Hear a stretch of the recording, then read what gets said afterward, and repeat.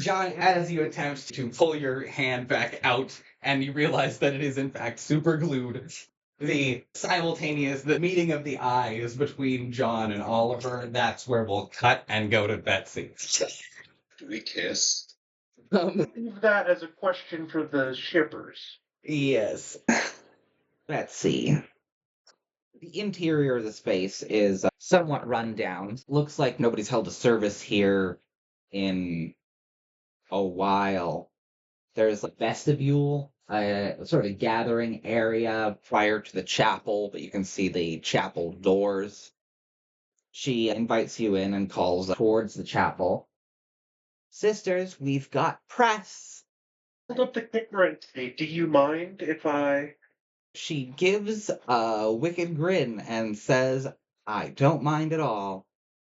Perfect. I take a couple glamour shots. She will pose seductively in her leather bikini top and leather pants with bloodstains faintly on her chest and arms. Let's see.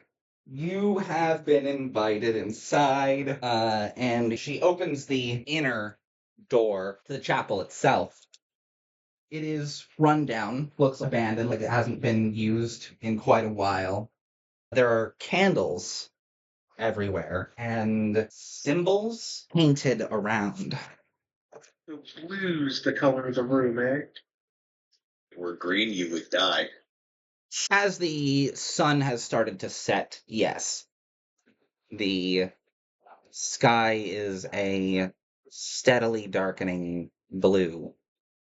There are candles everywhere, and in some places there seem to be large runes or symbols painted on the walls in dirty brown substance. A girl in similarly skimpy but less leathercore outfit sidles her way up, holding what appears to be a glass of wine. She also looks to have some dried blood stains on her. She sidles up and gives a warm greeting and a grin at the first one. Oh, press?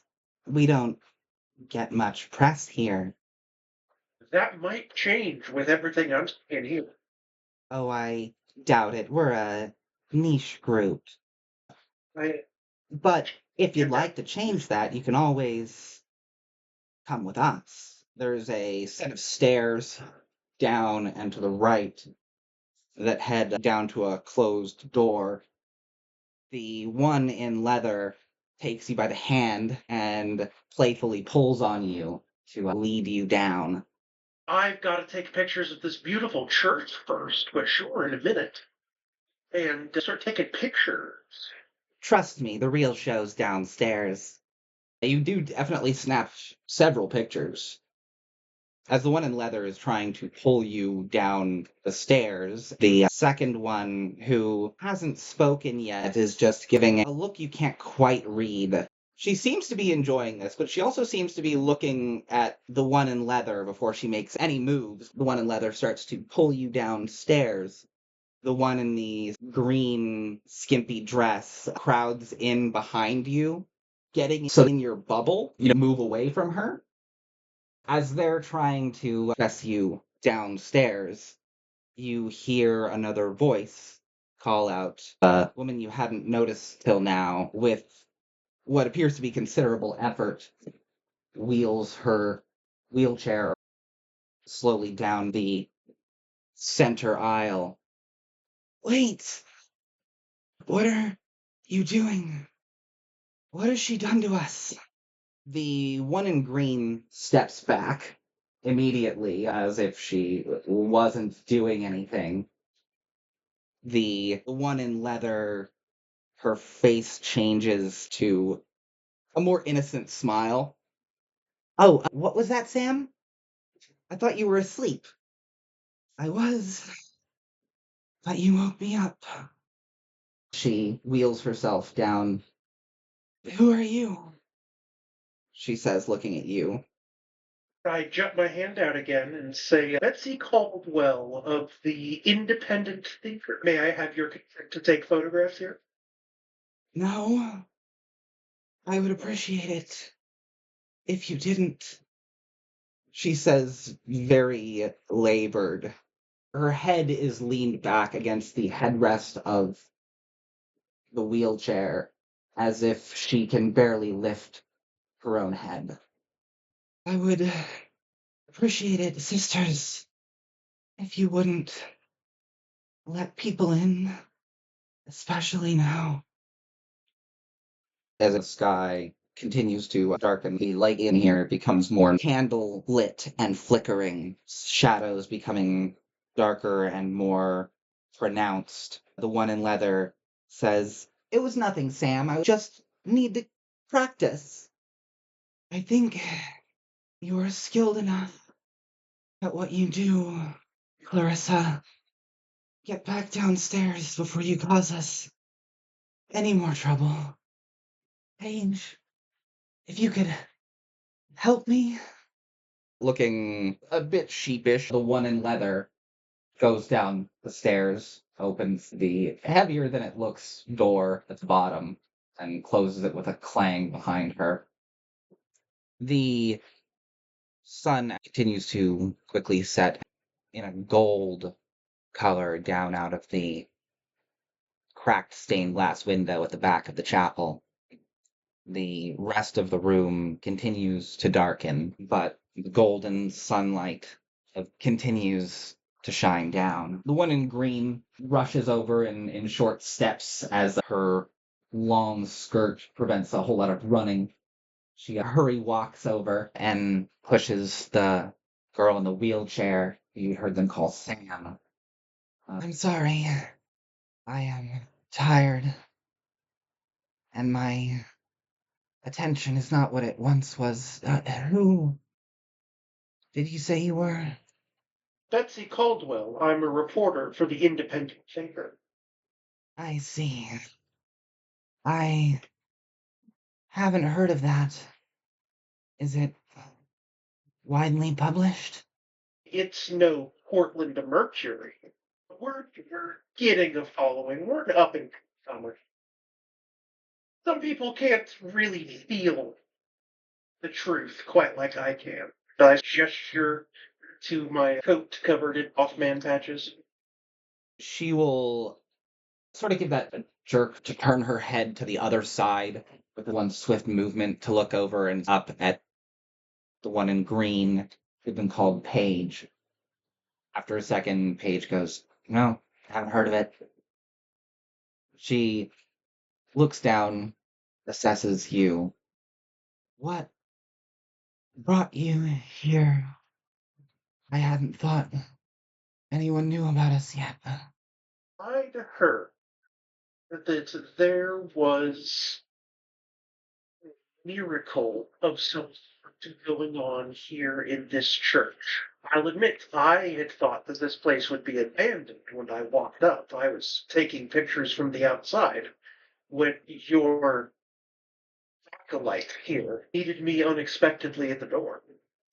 Clarissa has had a rough life and finds it helpful to make others suffer as she did.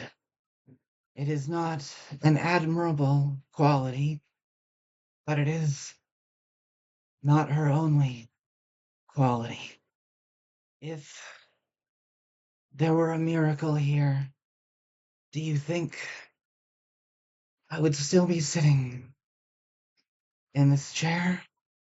Betsy will cock her head to one side in thought and say, I don't know exactly what kind of miracle it is here. So I suppose probably not, but. And then Betsy will shrug. I'm an investigative reporter. I'm here to see what's going on. If there's not much going on, I suppose that's not much of a story. I'm here to find out if there is one. Sam? The girl in green, Paige, is looking back over her shoulder up towards the cracked stained glass window that is still shining down the golden rays of sunset. The rest of the room is lit only by candlelight. You look back, and the side windows that you can see out through the vestibule are dark, or, well, lit by streetlights. So you look back to the cracked stained glass window. Those two things don't jive. It's too dark outside for how much light is in this room. For how much light is pouring in through that cracked stained glass window. I already have a picture of that, right? Yeah, you took a picture of the room, so you're sure it's in there. Okay, good. There is a rumbling beneath your feet and a slight clattering of the pews vibrating up and down as if in an earthquake. Yeah, I'll throw myself to a pew, try and hold steady for this presumed quake. The sound of strange music rises staticky as if it's coming over a radio signal that you're not quite tuned to. It's entirely instrumental and faint, but you hear it. It's not like any music you've ever heard before, but it's coming from the cracked stained glass window.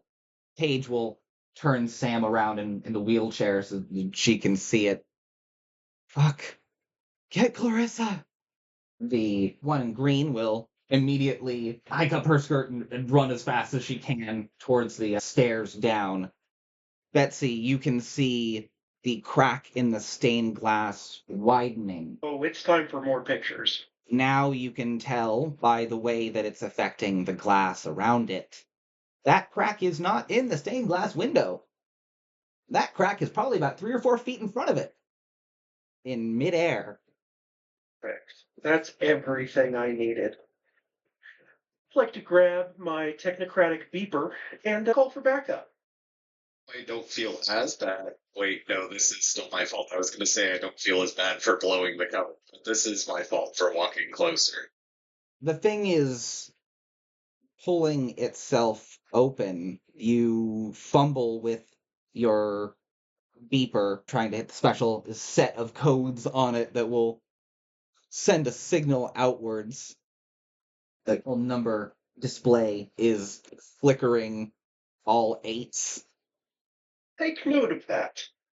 The rift pulls itself open wider. There's the clattering sound of running. Clarissa and Paige run their way up the stairs. As they see it opening, they stop and stare at it. Clarissa, in the leather, carrying a big gym bag, runs up ahead towards the thing, while Paige hurriedly tries to push Sam in her wheelchair up towards the altar. They seem to have forgotten about you entirely. That's ideal. I would, in fact, really love to, if they seem focused elsewhere, get my sneak on, get behind something so they're not thinking about me as much. I got cloaking, which should help. It should. The two of them, Paige and Clarissa, lift Sam's wheelchair up onto the dais with the altar below the crack. The one in leather starts pulling objects from the gym bag. You're a little bit too far away to tell exactly what they are, but they look to be drawing or painting implement because she starts to draw on the ground.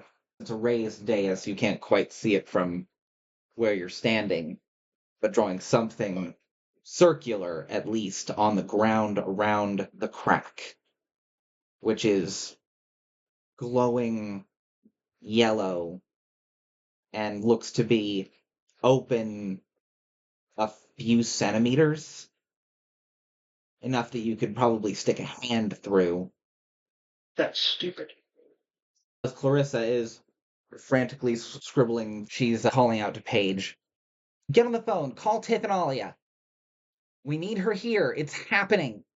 The one in green will look around, confused, and then keeps going. runs out into the vestibule, and you hear a door open and close somewhere else.